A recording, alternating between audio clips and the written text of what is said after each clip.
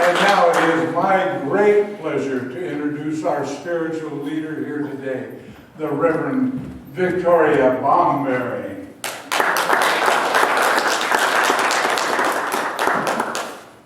Oh, what a wonderful day in the community, huh? I am just so thrilled when I realize how much talent we have in this room. Oh my gosh. Lots of talent, wisdom, all of those good things that we have in this community. And Mary Beth, thank you for reminding us about the fall equinox and all that it means. And, you know, that harmony. And I want to remind everybody that in the north and the south, we have different seasons, right? So we're in the northern hemisphere, and we relate to that. But in the southern hemisphere, where I used to go every year, it's spring, right? So I used to spend every year, I said, I have 2 winters, because I didn't like the hot summers here in Riverside County, so I would always leave and go to the Andes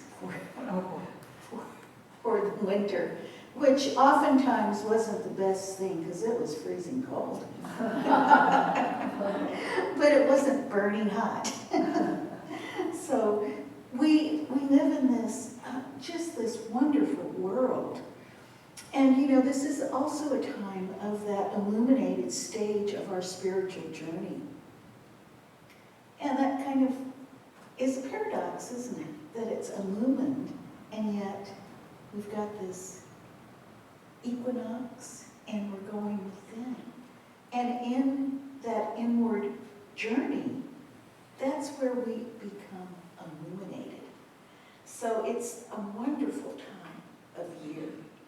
It's a time of openness and receptivity to our inner lives as we reflect on and take stock of our lives.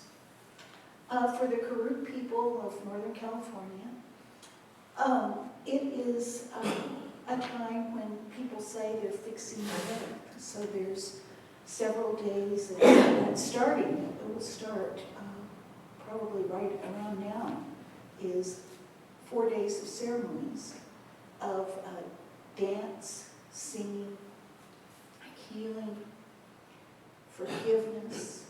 All of those things are taking place in Northern California right now. And I used to take my kids up there with my husband, and we would go up there, and the Karuk people call it the center of the earth. And you know, we know wherever we are is the center, right? We know that, and that is something that comes forward with Karuk people too, where they are. That's the center of the earth. Where we are right here, we call ourselves Centers for Spiritual Living. This is a center as well. So wherever we are, that is a center. Wherever we are individually, that's also a center. So here we are, right here, at the center during this time of prayer, this time of healing, and this time of recognizing our spiritual journey. And all of these elements are absolutely necessary for peace, for inner peace, and for peace in the world. And it's a wonderful way to take part in creation. If we imagine that we're fixing the earth at this time, just imagine that. And, you know, it's even reflected on the international level. This Thursday on September 21st is the International Day of Peace that has been designated by the United Nations. And this year's theme is Actions for Peace, our ambition for the global goals. It is a call to action that recognizes our individual and collective responsibility to foster peace. So in all of our centers, we can do that, whether it's individual or if we're a collectivity, as we are here in our community. We can foster peace. And fostering peace contributes to the realization of something that governments all over the world agreed to in the Sustainable Development Goals. And the aim of those Sustainable Development Goals are to create a culture of peace for everyone on Earth. And this year, the United Nations Secretary General Antonio Guterres said, "Peace is needed today more than ever. War and conflict are unleashing devastation, poverty, and hunger, and driving tens of millions of people from their homes. Climate chaos is all around, and even peaceful countries are gripped by gaping inequalities and political polarization." And we can recognize that, right? Here, we notice it's in the news all the time about the divisions and the kind of polarization that is occurring in this country. And so even a nation, we think of the United States as a peaceful place, and it is compared to other places, but we still have a lot of work to do, right? We have a lot of work to do. And yesterday, I represented Centers for Spiritual Living Moreno Valley at the annual Day of Peace in Riverside, California. And that was sponsored by Inland Communities Fellowship of Reconciliation. And I've been participating for the past few years in this event. And, I love that this organization has been in existence for more than 100 years, about the same amount of time as our organization, which is now called Centers for Spiritual Living. Isn't that amazing that we have that kind of coincidence of thought coming together, peace? And there was also a representative there from the League of Women Voters, and that organization is about 100 years old, and that grew out of the suffrage movement. So look at this, we can look back and think, when the League of Women Voters came into existence, it was right after women got the vote. Right after that. Isn't that amazing? And here we are, 100 years into this, and we've made tremendous strides. But there's still things to do, right? Lots of things to do. And the Fellowship of Reconciliation came into existence after the First World War. That war was supposed to be the war to end all wars. And they are championing this cause of peace. And they don't say anything about war. They only talk about reconciliation. Isn't that wonderful? And this is a time of reconciliation too, this time of year, this fall equinox. So I was asked to do a land acknowledgement and the invocation for the event. And, I love taking part in these events because I get to see all of the wonderful work that is taking place in our communities. And yesterday's keynote speaker was Amina Sadat from the Human Rights Institute. And she was one of the outspoken, educated women targeted by extremist forces in Afghanistan. And the Human Rights Migration Institute was able to sponsor her so she could come to the United States with refugee status. And she's now in a PhD program in the Department of Political Science at UCR. And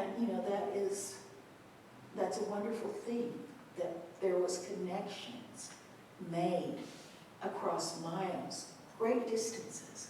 And that just shows us how interconnected we are. And of course, the U.S. had forces military forces in Afghanistan for several decades. And with that withdrawal, there was a lot of turmoil that took place. And yet, this young woman reached out. She said that she thought she wrote to every nonprofit organization in existence in Europe and in the United States. And she got an answer. And that persistence and just that open-heartedness for someone to sponsor her, she is eternally grateful for. You know, you could just see it in her demeanor and her gratefulness when she thanked that organization for helping her. And you know, today's talk title is Love Thy Neighbor. And what better example than that? The story of Amina, right? Because our neighbors aren't only the people that we are adjacent to. Our neighbors now exist in all parts of the world. They're our neighbors. Those distances, those vast distances that used to take us months to travel or traverse are shortened. You know, we can go halfway across the world in a few hours, right? Less than a day. And we're coming together. We're seeing these organizations that were once thought impossible to happen. If you remember, you know, I like to refer to history all the time because I think it puts things into perspective. After the First World War, which was supposed to be the war to end all wars, several nations came together in the League of Nations, and they weren't able to push that agenda of peace and cooperation very far. But they took it they took it as far as they could. And it wasn't until after the Second World War that it was again picked up as people started to realize no one is unaffected when there is conflict in the world. It affects everyone. You can be in the most out-of-the-way place imaginable and still be affected by conflicts that are taking place in unimaginable places, right? So this consciousness is expanding. The closeness of us, the idea that we are truly a global community that has a multiplicity of cultures and ways of being in the world. And we're dropping ignorance, right? We are dropping that veil of ignorance. And it's a process. It's a long process that each one of us can take part in. And sometimes when I'm giving talks or when I'm listening to talks, we may have a tendency to think of extremism like that experienced by Amina is located far, far away, right? Doesn't happen to us. We're not like that. And yet, if it happens anywhere, it's happening everywhere. That extremism is alive and well. And we, more than ever, as we drop that veil of ignorance, are called to stand with one another to foster peace. And peace is the only way that we can achieve the goals of equality, freedom, respect, love for one another, and our beautiful Mother Earth. We know that love is the most powerful force in the universe. And the global vision for Centers for Spiritual Living states, we envision a world in which we live and grow as one global family that respects and honors the interconnectedness of all life. And we truly believe that that's going to be achieved by everyone. That's going to happen. And each one of us has a role to play in that as we take advantage of these times of the equinox, those natural rhythms. We take advantage of those. We do our spiritual work. We embark on our spiritual journey anew, and we move forward. Ernest Holmes, the founder of this philosophy that we practice now here at Centers for Spiritual Living, writes, "Spirit is all life, truth, love, being, cause and effect. It is the only power in the universe that knows itself." That's where we're called to go, into love. Into love, which is another word for spirit. To know ourselves truly as we are. And, I love the phrase of the Buddha who says, "Oh, noble one, remember who you are." Anytime I get a little bit off track, I try to say that to myself. Listen to those words of the Buddha. "Oh, noble one, remember who you are." We are individual expressions of the divine, and we are born out of perfection.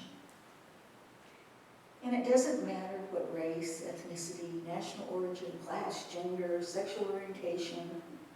We're all equal in the eyes of God, and we know that from Scripture, right? The sun shines on everyone equally. Doesn't matter. Doesn't matter. That's the goodness of spirit in action. That's the manifestation of that. And I think that that's one of our first realizations as humanity when we would worship the sun, right? There was a reason for it, because it was a representation of all that goodness. And we truly have unbounded potentiality for good. That's truth. That's truth right there. And how much we can love one another is really predicated on how we can see the wholeness and truth of others. We're not identical, uniform beings stamped out of a machine. Each person is different and expresses in their own unique way. And, even our genetic makeup doesn't determine who we are. We can look at twins, right? Twins who are supposedly identical genetically, and yet they're not. They're not. They have their own expressions. And they can be completely different, have different temperaments. Yeah, they share some things, but there's something different about them as well. So everyone is unique. And I'm talking a lot about history this month. And, we began by talking about the labor movement and human rights at that point, right? For people who are working people. And, that's continuing.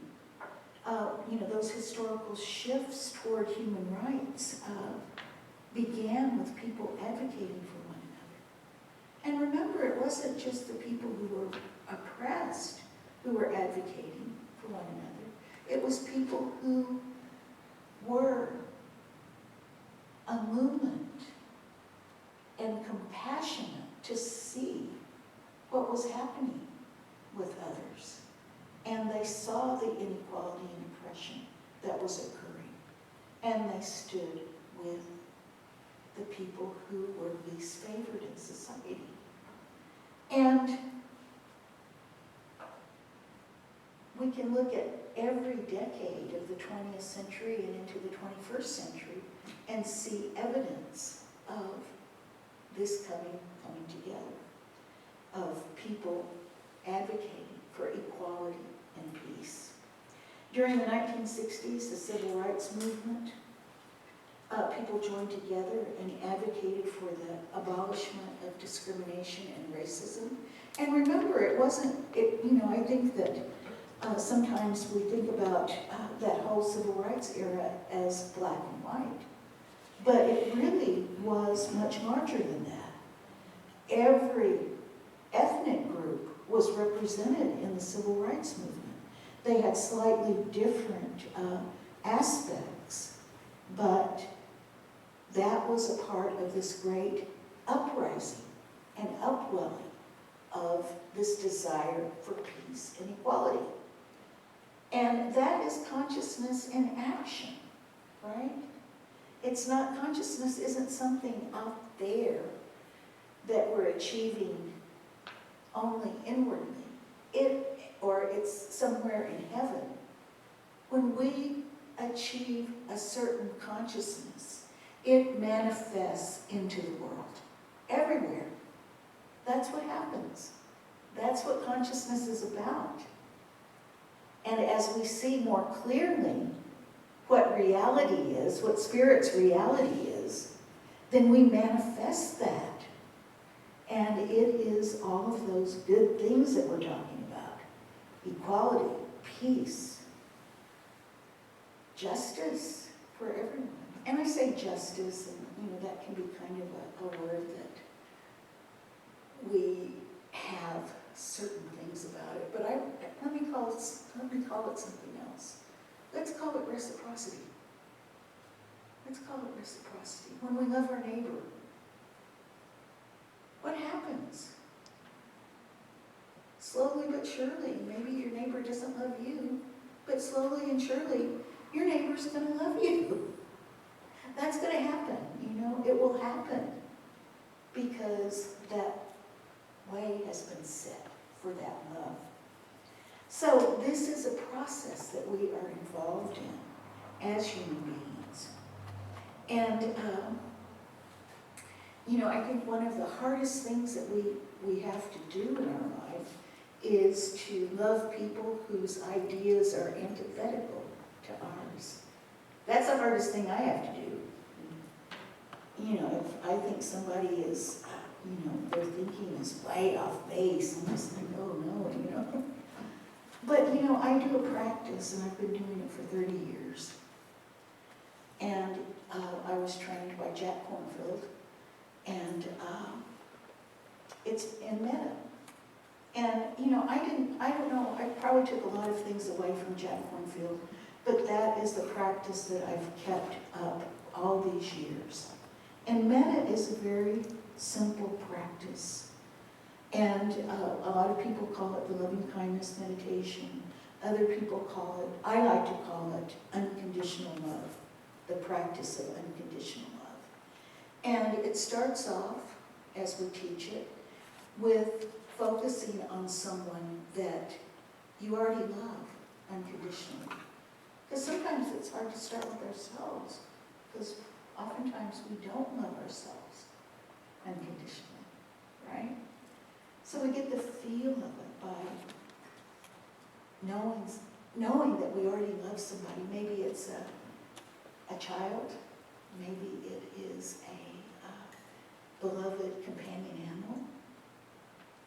It could be anything that you love unconditionally, and you focus on that, and you send unconditional love to them. You get the feel of it. Then you go to yourself. Then you widen your circle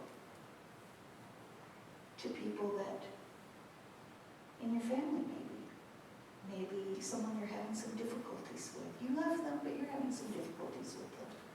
And the whole point of it is not to change them, but to change yourself. So as we say, we want to open our hearts.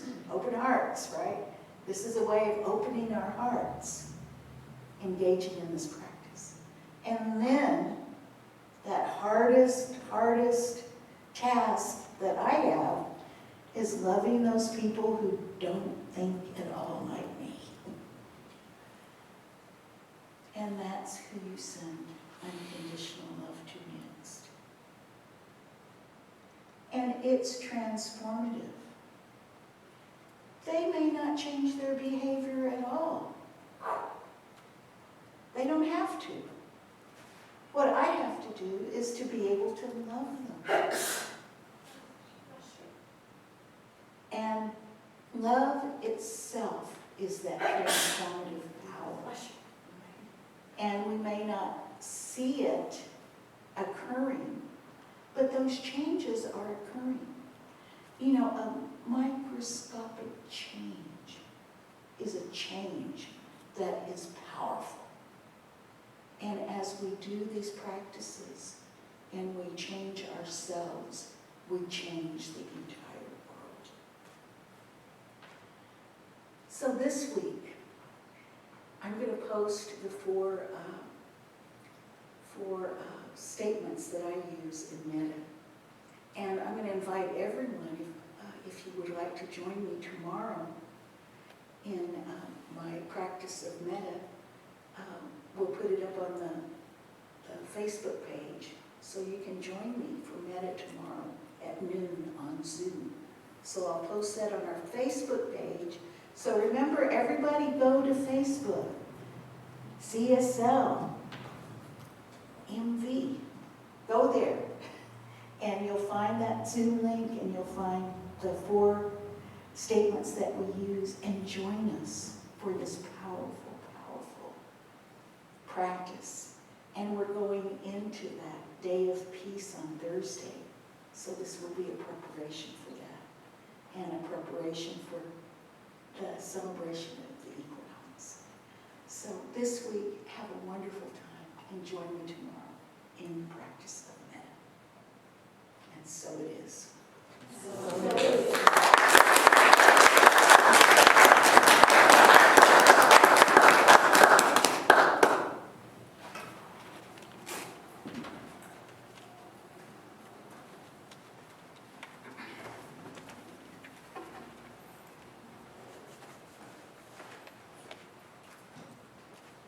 So let's just turn within.